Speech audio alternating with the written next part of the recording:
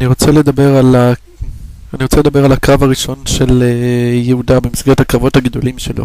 אבל לפני כן אני רוצה להקדים הקדמה קצרה ולהסביר על מה מדובר, איפה אנחנו עומדים בתחילת הקרבות. אנחנו מכירים את הסיפור על מתתיהו שמגיע לכפר של חיל מצב יווני, והוא הורג את החיילים, הורס את המזבח והם בורחים למערות. מאותו יום והלאה יהודה למעשה מתחבא במערות באזור מודיעין, והוא פושט מדי פעם על הכפרים, הורג את החיילים היוונים שנמצאים שם, הורס את המזבחות ונמלט בחזרה למערות. וזה מתחיל להטריד את השלטון הסלבקי, השלטון היווני בארץ ישראל. איפה יושב השלטון הזה? השלטון הזה יושב בשכם, במחוז שומרון, ולמעשה יהודה יושב במחוז יהודה. בואו נראה את הגבולות של המחוז, נראה על מה מדובר פה. הגבולות של המחוז הם די קטנים. הגבול המערבי הוא פחות או יותר בקו של מודיעין, במורדות הערים, אחרי מורדות הערים של יהודה. הגבול הדרומי הוא בקו של בית גוברין וחברון. הגבול המזרחי הוא בים המלח ונהר הירדן. הגבול הצפוני הוא איפשהו בין יהודה ושומרון.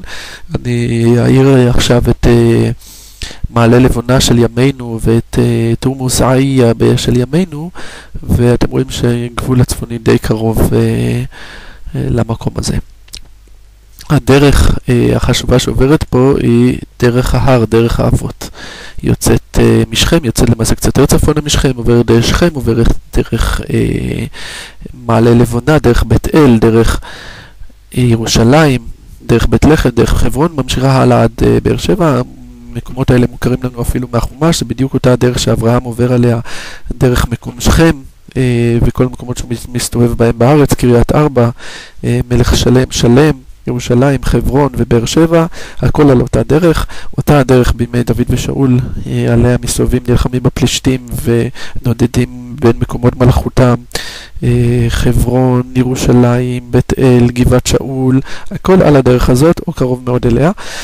וזאת הדרך בימי המכבים, זאת הדרך גם בימינו. כביש 60 הישן, שעד לפני 15-20 שנה נסעו בו, הוא עובר בדיוק על תוואי הדרך הזאת, והסיבה היא ברורה, זאת הדרך הנוחה, היא עוברת על ראש ההר פחות או יותר, אבל לא ממש על פסגות הערים, אלא בין פסגות הערים, כך שהדרך לא יותר מדי דרך נוחה מאוד, ועליה המושל היווני מעביר צבא גדול, 2,000 חיילים, כאשר הרעיון הוא לרדת מצפון, ממחוז שומרון למחוז יהודה, על ראשי הערים, ואז לרדת לאזור המודיעין ולתקוף את יהודה, למחוק אותו מהמפה. בואו נצטרף אליהם בדרכם ונרחיב טיפה על מה שקורה.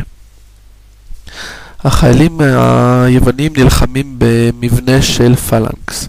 מבנה של פלנקס הוא מבנה של פריסה רחבה של עשרות חיילים לרוחב וכמה שורות, 10 או 20 שורות לאורך. כל החיילים חמושים בחניתות ארוכות, והכוח הזה פשוט צועד קדימה כמו מכבש ודורס את כל מה שעומד בדרכו. אי אפשר בכלל להגיע לטווח מגע איתם. אי אפשר להשמיד כוח גדול כזה, הוא פשוט מתקדם. אם מישהו נפגע מחץ או משהו ונופל, פשוט הולכים קדימה ומתקדמים קדימה. מבנה ידוע בכל העולם, מטיל מורה, מטיל אימה, וככה מתקדמים 2,000 חיילים, כוח מכובד מאוד בכיוון דרום, בכיוון מחוז יהודה ובכיוון יהודה המכבי. והם מתקדמים, אתם רואים שציר ההתקדמות של דרך האבות פשוט עובר פה לאורך הכביש, והם פשוט הולכים ומתקדמים. עוד דבר שתוך כדי התקדמות אפשר לשים לב, שמסביב לכביש השטח די רחב, די נוח, אין הרים גבוהים והשטח די שטוח, קל מאוד להיפרס, לפרוס את המבנה של פלנקס ולהתקדם קדימה בלי שום סכנה. אבל ככל שאנחנו מתקדמים למחוז יהודה, ואנחנו רואים את גבול מחוז יהודה מצץ פה בין הערים, אנחנו נראה שהגבעות הופכות יותר להרים וגם מתקרבות אל הדרך, כך שהדרך נהיית יותר צרה וקשה יותר לפרוס את הפלנקס. החיילים חייבים לעבור לשורות צרות יותר, להתקדם בצורה של טור צר, ופשוט אנחנו נתקדם איתם ונראה את זה. ממש נכנסים אל בין הערים. יהודה יודע את זה ומחכה למקום שבו לחיילים הרומים לא יהיה יתרון, וכרגע שאין להם יתרון אז מצבם יותר גרוע, מפני שהם פשוט לא יודעים, כל כך לא מומנים להילחם בצורה אחרת. ובמקום שבו הגבעות מתקרבות עד הכביש והן מאוד גבוהות, זה המקום שבו הוא מחכה להם.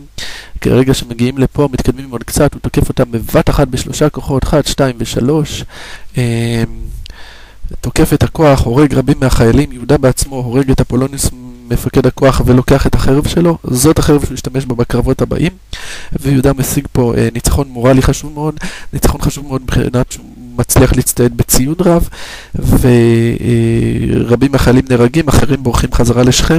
יש פה ניצחון ראשון לעם היהודי בממלכת יהודה ולכוחות של יהודה, וזה בעצם הקרב הראשון והחשוב של יהודה בקרבות, במלחמה הזאת.